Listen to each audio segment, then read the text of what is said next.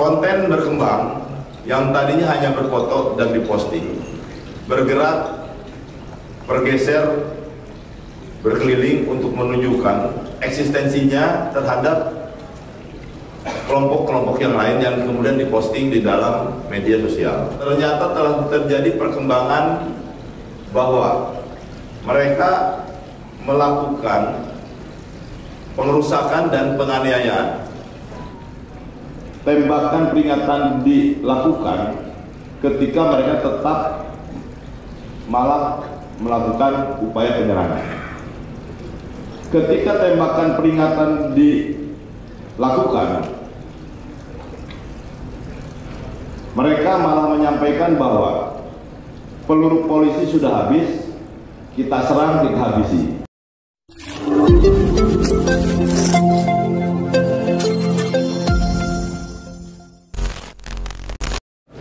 Pertama-tama tentunya kita panjatkan puji syukur kepada Tuhan Yang Maha Esa, Allah Subhanahu wa Ta'ala, atas kehadiran dan pemberian rahmatnya kita masih diberi kesehatan umur panjang di tengah proses penanganan pandemi yang masih situasinya terjadi peningkatan, dan alhamdulillah saat ini sudah mulai menurun dan proses vaksinasi terus berjalan, baik pemerintah kota sebagai di sektor yang didukung oleh semua, baik kami dari Polri maupun TNI serta para relawan, dan terus melaksanakan vaksinasi booster, dan walaupun tidak semasif keinginan pada saat vaksinasi tahap 1 maupun kedua.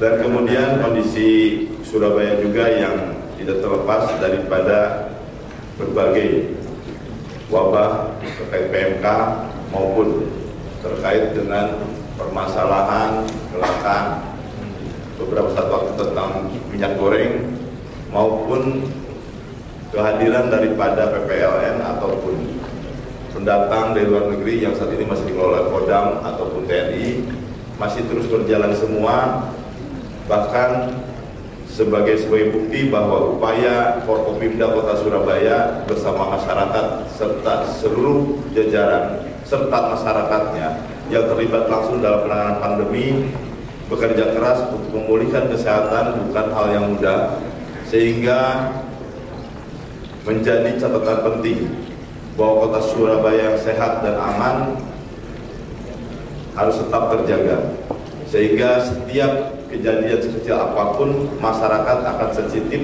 dan langsung komplain.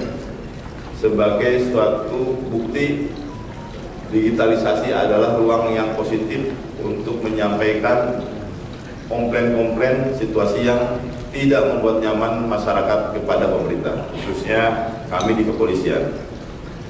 Bapak Wali Kota Surabaya yang saya cintai dan kami hormati, atas nama Keluarga Besar Polrestabes Surabaya khususnya, kami mengucapkan terima kasih atas dukungan selama pelaksanaan tugas sampai saat ini, sehingga untuk Kota Surabaya relatif kondusif. Kami Polrestabes Surabaya adalah Polres tipe A, tipe tertinggi dari 3 tipe lainnya di atas metropolitan. Tipe A Polrestabes Surabaya berbanding dengan Polrestabes Bandung, Medan, Semarang, dan Makassar. Namun Polrestabes Surabaya alhamdulillah menurut penyampaian pimpinan yang disampaikan kepada saya langsung, baik Bapak Kapolda khususnya, beliau sangat mengapresiasi situasi pengelolaan Kamtibmas Kota Surabaya yang dinilai baik dan kondusif, bahkan menjadi rujukan Polres-Polres se-Indonesia. Capaian daripada kondusivitas itu tidak terlepas daripada dukungan masyarakat Kota Surabaya yang terbukti tingkat kualitas ketaatan hukumnya sangat tinggi dan sangat kuat, sehingga mendukung proses percepatan daripada situasi pembangunan di Kota Surabaya, khususnya keamanan di Kota Surabaya. Dan perlu kami laporkan kepada Bapak Wali Kota bahwa kegiatan seminar ataupun diskusi panel yang dilaksanakan pada hari ini dihadiri oleh seluruh komponen elemen masyarakat Kota Surabaya, tak lain daripada merespon situasi tentang perilaku negatif maraknya gangster di Kota Surabaya ataupun lainnya, baik gesekan potensi konflik yang menjadi catatan, baik kita sebut oknum warga perguruan silat maupun para aksi bonek cair ataupun pada situasi tertentu. Alhamdulillah kami mengucapkan terima kasih, itu dapat terkelola dan dapat kuantitasnya lebih mengecil, dan insya Allah dalam waktu dekat seperti kami laporkan untuk para pendekar Jogo Surabaya yang terdiri dari 35 perguruan silat bersepakat untuk menjadi satu kekuatan untuk menjaga Kota Surabaya, mengantisipasi berbagai potensi permasalahan dan menekan terjadinya gesekan para warganya di lapangan. Dan alhamdulillah juga dilaporkan untuk potensi konflik terkait dengan supporter, warga bonek telah menunjukkan sikap-sikap baik dan menahan diri pada saat terjadinya pertandingan di Kanjuruhan 1 Oktober yang kemudian kami mendampingi. Supporter Persibaya ataupun bonek tidak euforia melakukan aksi-aksi yang berlebihan sehingga saat itu langsung kembali ke rumah masing-masing dan tidak melakukan tindakan yang negatif, bahkan menunjukkan kedewasaan, berdoa bersama di Tugu Pahlawan dan hadir waktu itu kurang lebih 6.000 secara spontanitas berdoa atas situasi bela sungkawa yang terjadi di Kanjuruhan. Adapun potensi konflik lainnya adalah terkait dengan aksi aliansi mahasiswa Papua. Ini masih juga terkelola baik, alhamdulillah. Beberapa agenda terakhir teman-teman adik-adik mahasiswa Papua tidak melakukan aksi di lapangan, di jalan, namun mengganti aksi dan bentuk diskusi di dalam Wisma.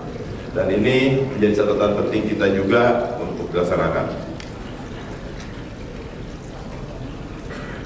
Yang kami hormati dan kami banggakan para hadirin, perlu kami laporkan bahwa aksi geng-gengan berawal daripada aksi 6 bulan yang lalu dan setiap 6 bulan muncul dalam bentuk konten yang kemudian terjadi perubahan. Konten-konten yang muncul menjadi viralisasi dan perhatian masyarakat banyak. Konten yang dibuat oleh anak-anak ataupun masyarakat tertentu dalam konteks bahasa geng-gengan menjadi perhatian, bahkan direspon masif oleh kelompok-kelompok ormas maupun kelompok masyarakat yang sudah ada di Kota Surabaya. Bahkan sempat mematik akan munculnya aksi daripada kelompok-kelompok tertentu untuk melakukan penindakan secara kelompok terhadap geng tersebut. Dan kami selalu melakukan komunikasi baik dengan tokoh agama dari PCNU maupun Muhammadiyah, LDI, Bansar dan Ansor, Pemuda Pancasila maupun kelompok dari perguruan silat dan lainnya untuk menahan diri, karena mengingat bahwa aksi gangster tersebut bersifat baru pada tahap terinspirasi, termotivasi atas kecepatan era digital yang terjadi di luar negeri maupun dalam negeri, dan kemudian dimodifikasi bahkan di Kota Surabaya juga. Pertamanya bersifat konten yang menjadi ruang pertemuan di ruang digital. Tidak kurang lebih 37 akun dengan member ribuan, bahkan ratusan ribu, yang ikut dalam 37 akun member yang sudah teridentifikasi oleh kami, dan saat ini perintah Bapak Wali Kota kami sedang coba tracing satu persatu walaupun bersifat anonim, mengidentifikasi daripada para member yang ada di 37 akun tersebut. Rencana Bapak Wali Kota akan mendatangi dan akan menyelanjuti masyarakat tersebut. Yang kemudian konten tersebut tidak saling mengenal satu sama lainnya pada saat kami lakukan penindakan. Mereka berkomunikasi dalam digital dan kemudian bersepakat untuk bertemu atau kopi darat dengan membawa atribut yang disepakati dengan mainstream yang sama. Hal ini berbagai topik sering kami diskusikan dengan para OKP ataupun organisasi kemahasiswaan, baik BEM Surabaya maupun Cipayung Plus. Dan kami selalu minta bantuan teman-teman mahasiswa untuk monitor situasi tersebut.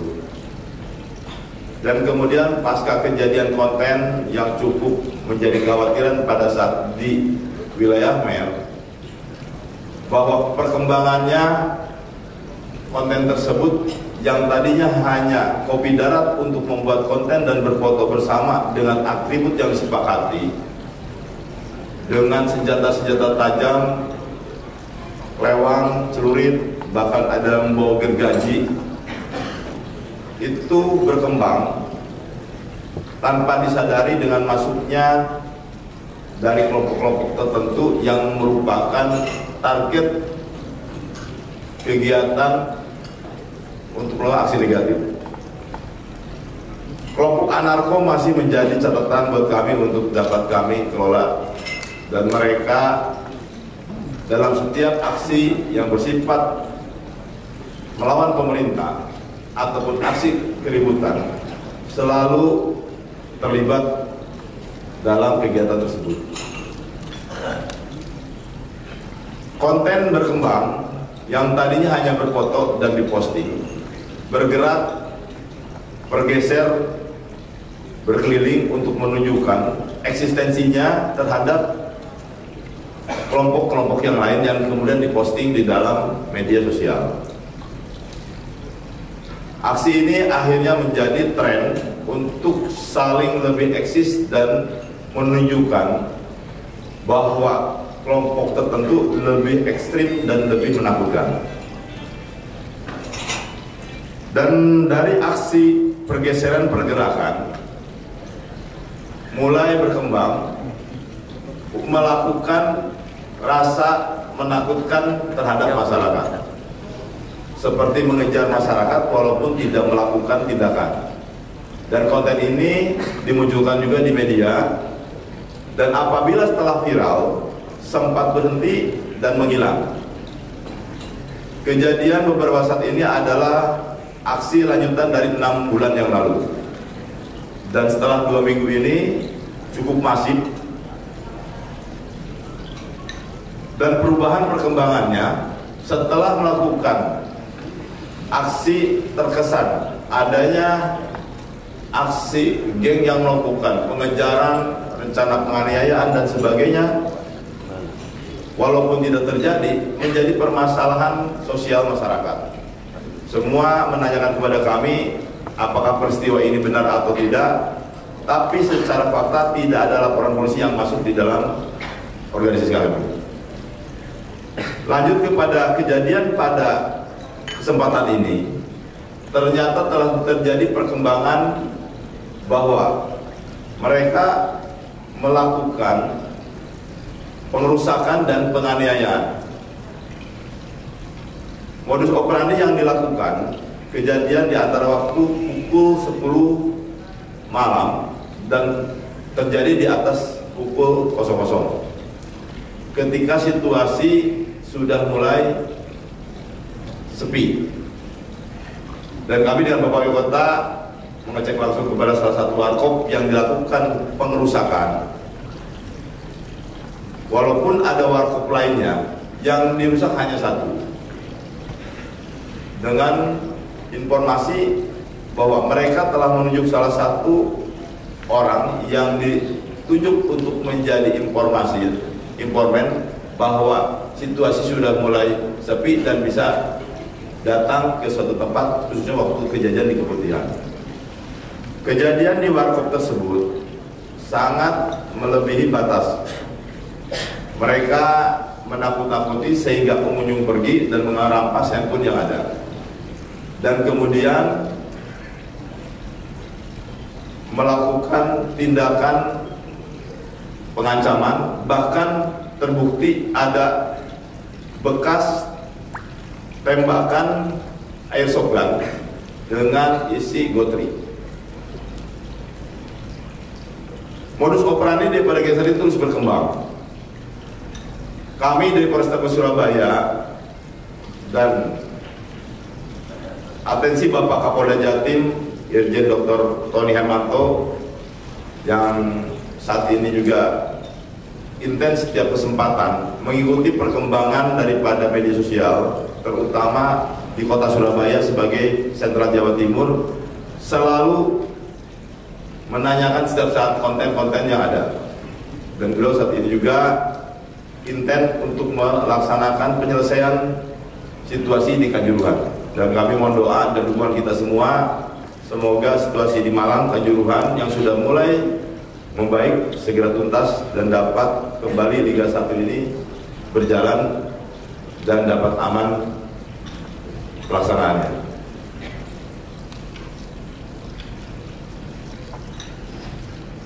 Kami pada kesempatan situasi minggu lalu telah melaksanakan tindakan tegas terukur setelah melakukan tahapan-tahapan kepolisian baik preemptif maupun preventif, bahkan represif di wilayah kemudian Sukolilo. Ketika mendapat informasi dari masyarakat adanya sekelompok masyarakat yang disebut gangster melakukan pengerusakan terhadap warkop dan melakukan pengejaran terhadap masyarakat yang berpotensi terjadi penganiayaan, direspon oleh anggota Polsek dan di backup oleh Polres. Titik daripada Keputihan merupakan perbatasan ke wilayah Gresik yang cukup butuh waktu yang tidak sedikit, sehingga kecepatan daripada Polsek dibutuhkan 4 orang anggota merapat ke tempat kejadian. Kurang lebih 120 orang anggota gangster, anak-anak dengan bersenjata tajam, tidak ada rasa takut ketika bertemu dengan tugas keamanan. Sehingga himbauan-himbauan disampaikan untuk membubarkan telah disampaikan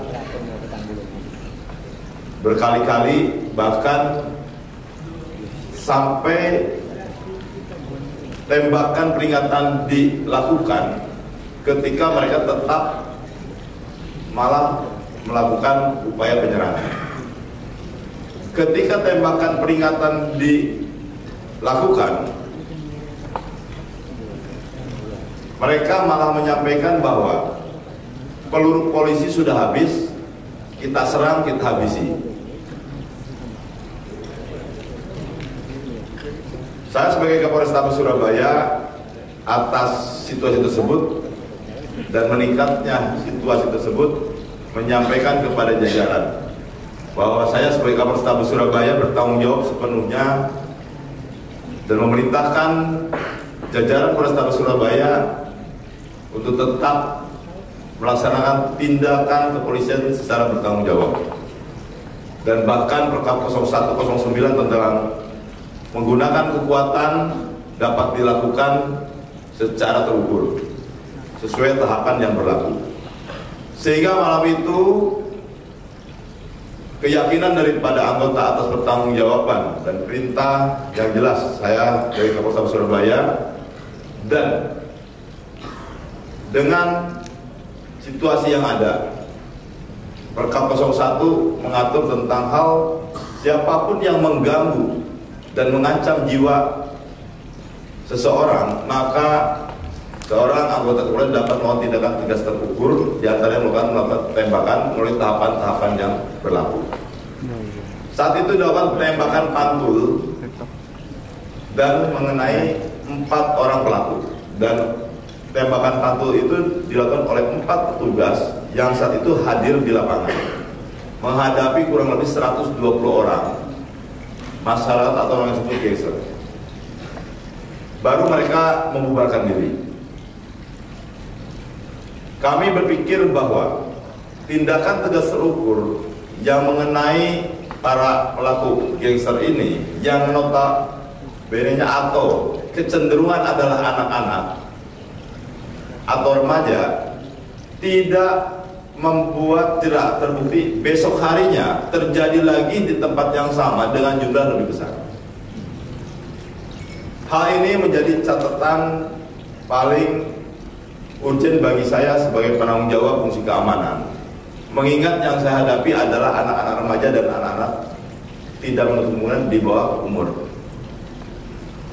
Tindakan keras terukur dalam bentuk represif merupakan upaya terakhir yang sangat tidak kami harapkan dari kepolisian. Bapak Presiden terakhir pada saat mengumpulkan seluruh pimpinan kepolisian mengingatkan dan mengarahkan kepada kami semua untuk memastikan, untuk memberikan perlindungan kepada rakyatnya, dan kemudian menyederhanakan konsep presisi dalam bukti Harkam Tipmas tetap terjaga, serta pelayanan yang tidak mempersulit. Bahkan kami coba mengimbau Bapak Wali Kota, pelayanan yang sudah sampai ke kelurahan, begitu juga dengan SIM, pelayanan yang kami buat sampai juga sama bisa melalui Babin Kaptibmas dan Babinsa.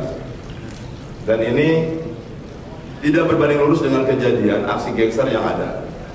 Sehingga waktu itu saya langsung lapor kepada Bapak Wali Kota di forum komunikasi para pimpinan yang kebetulan ada grup PA, bahwa situasi ini tidak menutup kemungkinan eskalasinya akan meningkat. Mengingat setelah melakukan tindakan keras terukur tidak menghentikan tapi juga tetap terjadi. Sehingga pada saat itu Bapak Wali Kota atas kesepakatan dan didukung para Bapak Forkopimda menetapkan giat patroli Kamtibmas untuk menahan dan memitigasi tidak terjadi situasi yang ada. Itu yang menjadi dasar pemikiran sehingga muncul berita di Tempo bahwa perspektif Bapak Wali Kota memerintahkan atau mengajak masyarakatnya seolah-olah melaksanakan tindakan-tindakan berpotensi main hakim sendiri, itu tidak ada sama sekali. Namun itu ada bentuk Binponpas ataupun Pamswakarsa dalam bawah kendali Forkopimda, dalam ini fungsi kepolisian bersama-sama, dan tidak ada tindakan-tindakan yang berbentuk main hakim sendiri. Sehingga mudah-mudahan diskusi panel hari ini bentuk kehadiran negara dalam setiap perkembangan potensi permasalahan di Kota Surabaya khususnya dapat segera tertangani dengan cepat, dan semoga menjadi inspirasi untuk bangsa dan nasional, karena wajar Surabaya sebagai kota pahlawan, kota pejuang, dan orang-orang yang hebatlah yang ada di Kota Surabaya. Demikian yang dapat saya sampaikan. Wabillahi taufiq wal hidayah. Wassalamualaikum warahmatullahi wabarakatuh.